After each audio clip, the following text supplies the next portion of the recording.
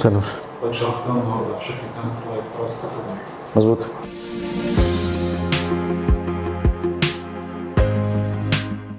سنة ونص تقريبا.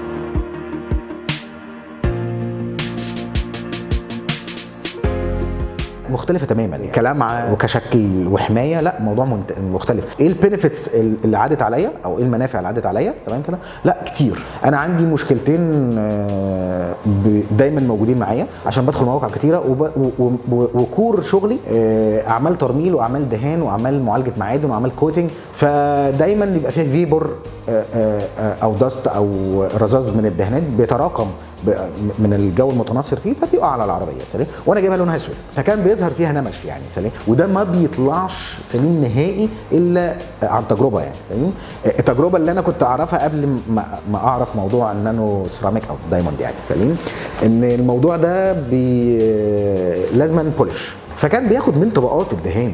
فبعد عدد سنين معينه بتجربه شخصيه من العربيه اللي قبل دي بدا اللون يختلف يعني يبقى باهت، فدي طبقه الورنيش بتتاكل طبيعي جدا. كل مره بعمل بولش فبياخد منها جزء 5 مايكرون 3 مايكرون 10 مايكرون حسب سليم ما الفني بيعمل بيه. ده لما بيظهر باجي المركز واقول لهم انا عندي ظهر كذا كذا كذا، بس في الاخر انا باخد خدمه، باخد رعايه للعربيه وبتبقى تحت نظره وتحت عينيه، لو فيها اي مشكله بينبهني ليها، فيها اي حاجه يقدر يعمل لها ريبيرنج بيعملها يعني اصلاح ليها فبيعملها من غير ما بيرجع لي يعني في الاخر في الضمان. الحاجه المهمه في النقطه ديت لما جيت قلت لهم حصل رذاذ كوتنج او دهان عليها يعني، فبسهوله جدا عنده مواد معينه بيرشها على العربيه بيدوبها، بس بيدوب النقط دي ويفضل طبقه السيراميك زي ما هي، نفس اللمعه نفس الجلوس نفس كل حاجه. لا موضوع مختلف تماما. انا ده كان بالنسبه لي اختراع بصراحه يعني سليم كده، ان هو اي حاجه تلزق في العربيه سليم وهتسبب لك مشكله بره، الناس اللي بتجهل هذا الموضوع او ما عندهاش اوير بالموضوع دوت سليم او معرفه بيه بيقول لك بولش على طول كده تمام كده. لا الموضوع بالنسبه لي خلص في غسله ورجعت العربيه زي ما هي كانها لسه معموله من جديد.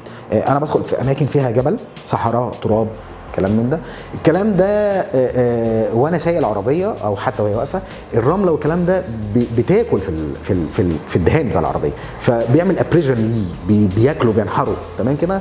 العربيه يعني ابسط حاجه يمكن حصلت لي امبارح وانا كنت في الضبعه سليم على طريق الضبعه، لا كميه عفره غير طبيعيه لدرجه الرمله يعني لو انا كنت ماشي خايف ان انا هنزل الاقي فيه اجزاء متاكله، عفره شديده جدا جدا جدا سواء انا واقف سواء انا ماشي. العربيه نزلت فيها لقيت فعلا في سكراتشز فيها خدوش وجروح يعني تمام كده من كميه الرمله اللي احتكت بالحديد يعني او ببودي العربيه يعني تمام كده. انا بصراحه ما كنتش خايف قوي سليم، بس على الاقل يعني كان عندي نسبه اطمئنان 80% وليس 100% سليم لغايه ما اجي المركز اغسلها بس واشوف الوضع عامل ازاي. الوضع هنا لا مختلف تماما تمام كده. العربيه اتغسلت عادي جدا، بعض الاسكراتش اللي بتبقى فيها هو بيقدر ببعض الاجهزه اللي عنده زي الانفرا وخلافه تمام كده بيخلي الماده تلحم تاني اللي هي بتاعت الكوتنج سليم ويرجع السطح كله جلوسي مع بعضه سليم بلمعته الجميله يعني.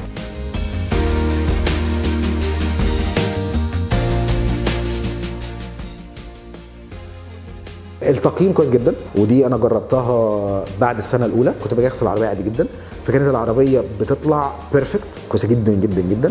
لا الموضوع فرق معايا، لا فرق معايا كويس جدا جدا جدا. كفايه ان انا اقدر محافظ على عربيه بعد 5 سنين او 7 سنين اللي هي فتره الضمان، اللي هو اي حد بيفكر يبيع عربيته بيبيعها بعد 3 سنين او 5 سنين، ان انا ابيعها العربيه تبقى طالعه شبه زيرو او طالعه من الصاله، ده اكتر منفعه لاي حد صاحب عربيه.